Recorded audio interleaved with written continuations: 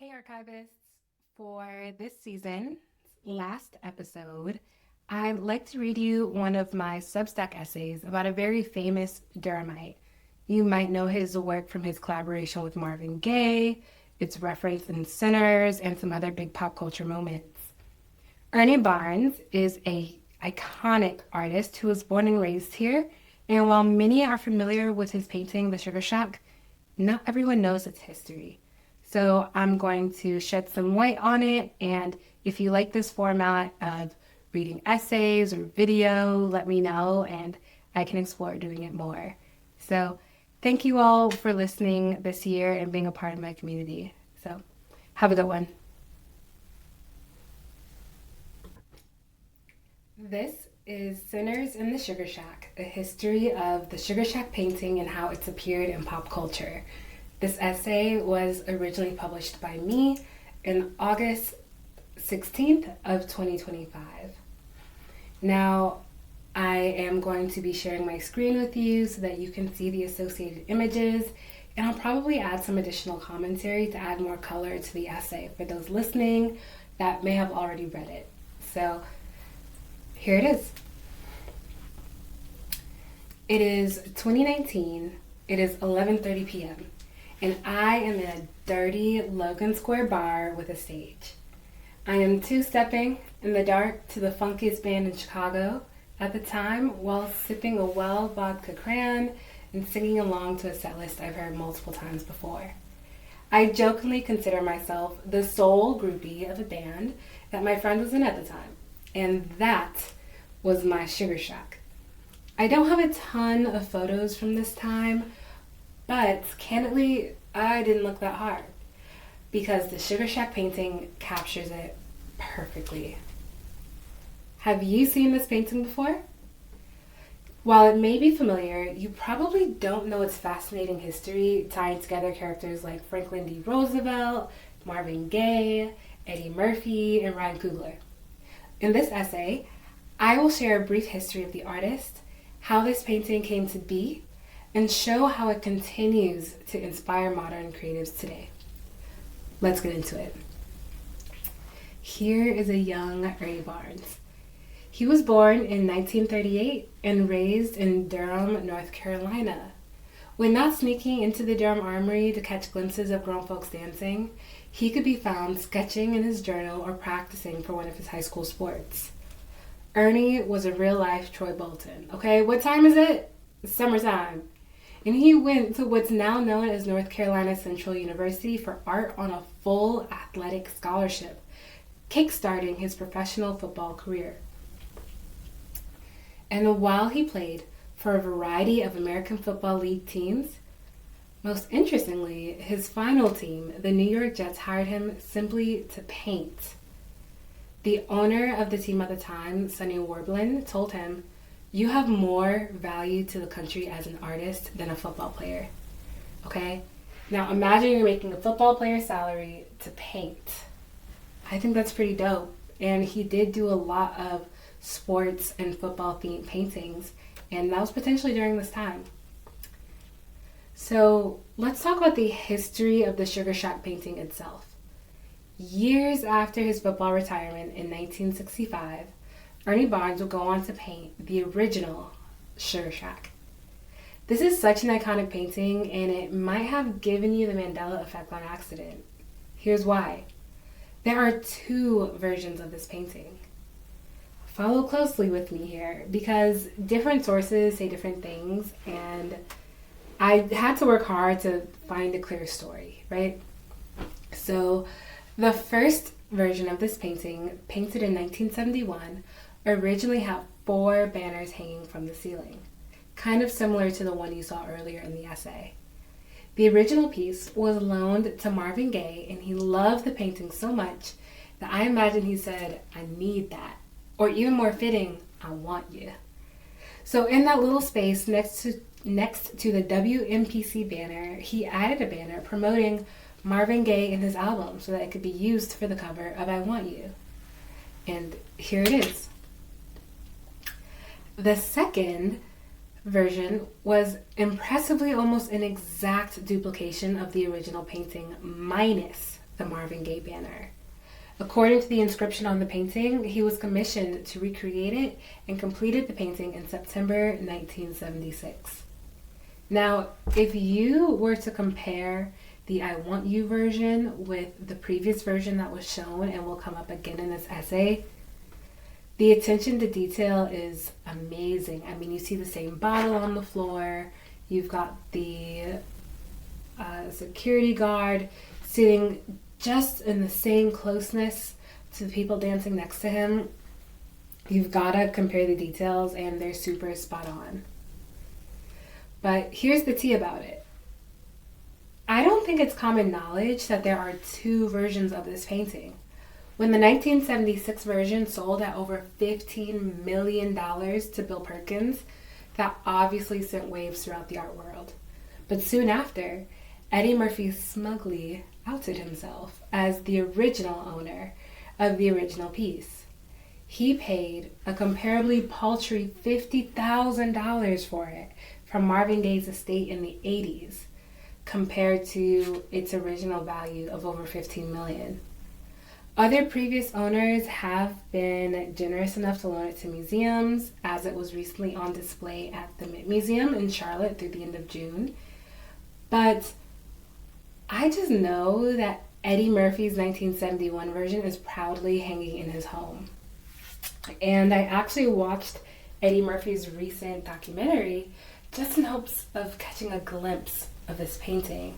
And I'm not sure that I will, because upon finding this image, which is seemingly in someone's museum, I think that this is I know that this is Eddie Murphy's version, but I believe that Eddie might also be loaning out the painting as well. So I thought that was pretty cool. It's still available to be seen by the public. But when we look at this image, where is this, right? What is the location of the Sugar Shack? Is it a real place? And the answer is yes. The painting itself has so many fascinating small details, and it takes place in the Durham Armory. The New Deal era building that was originally headquarters for the local National Guard. And when I say the New Deal, this is like the 1930s, potentially commissioned by FDR and Franklin D. Roosevelt. And it would eventually become a venue housing events like the Juke Jam you see in the painting. An archivist from Preservation Durham shares, during the 1950s and 60s, the armory was used for a variety of functions, including dances.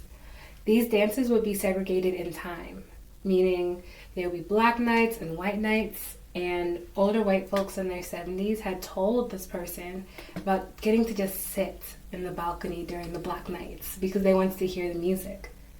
One of these nights was the inspiration for Ernie Barnes' famous The Sugar Shack. And so looking at the painting again, I'm curious if those folks in the rafters are lighter toned. Are they supposed to be white people visiting the Black Knights?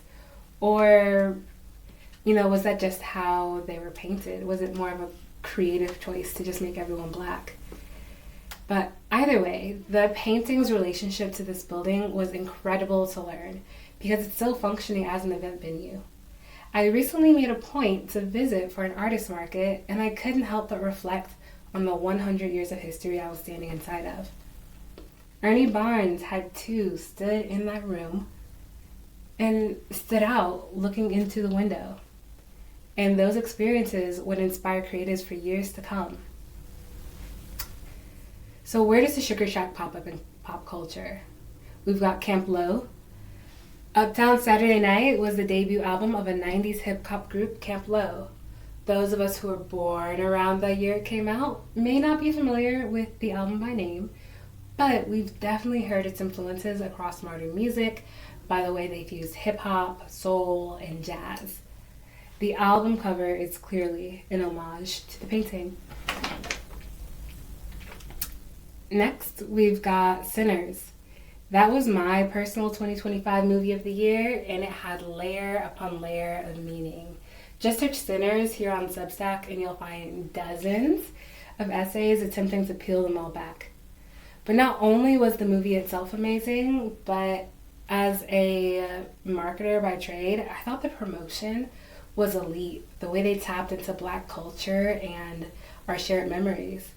They made a movie poster inspired by the Sugar Shack, and I felt the whole performance of I Lied to You brought this painting to life as well. Speaking of bringing paintings to life, Luke James does so literally with his music video for Make Love to Me. This one came to me courtesy of Adjoa A after I made a note about this on Substack, and it was really awesome to discover this music video that shows Luke James walking through the scene of the painting until he becomes one of the characters himself, the performer rocking the mic and commanding the dance floor. From the frozen dancers with their hands up to the banners in the air, with one saying, "I want you," directly calling out Marvin Gaye, Luke and his team did an amazing job bringing this to life. Lastly, Supreme. This summer, the hypebeast brand Supreme and Ernie Barnes' estate collaborated on a clothing collection featuring the Sugar Shack. Interestingly, this is the first time his work has ever been officially licensed to be on clothing. So if you've got something else with this painting on it, it's bootleg. But Supreme is bringing this painting to a new generation, a people desperately in need of dancing, according to Tyler, the Creator. And I hope it inspires someone to bust out the move that the brother in the white top is doing.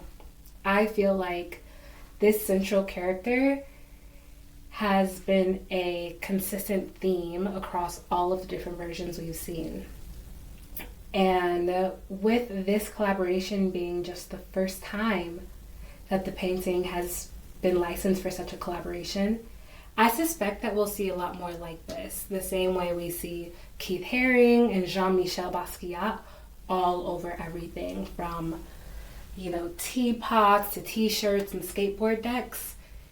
If this collaboration has gone well in the estate's eyes, I can see this painting re-entering the public zeitgeist by being included in more and more everyday items. So, my final thoughts. These are just examples that scratch the surface of the cultural impact that the Sugar Shack has had. And seeing how it's been reimagined across mediums takes me back to the memory I shared at the top of this essay. Maybe you weren't in Chicago dive bars grooving to undeniable bass lines.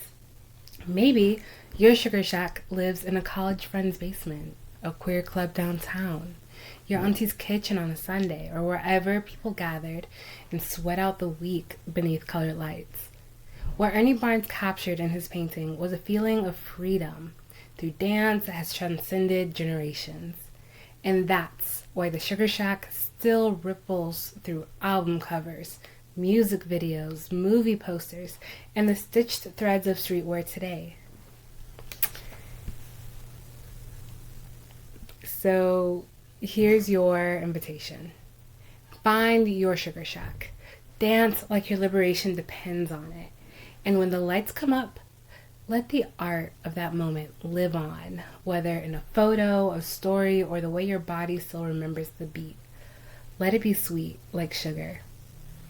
So thank you so much for rocking with me. I've had some technical difficulties, which is why I'm in a different location now. But this was really fun to create and record. So if you like this rereading of my essays, let me know in my comments or DMs. And I hope you all have an amazing, beautiful, transformative, incredible 2026. So let it be sweet like sugar.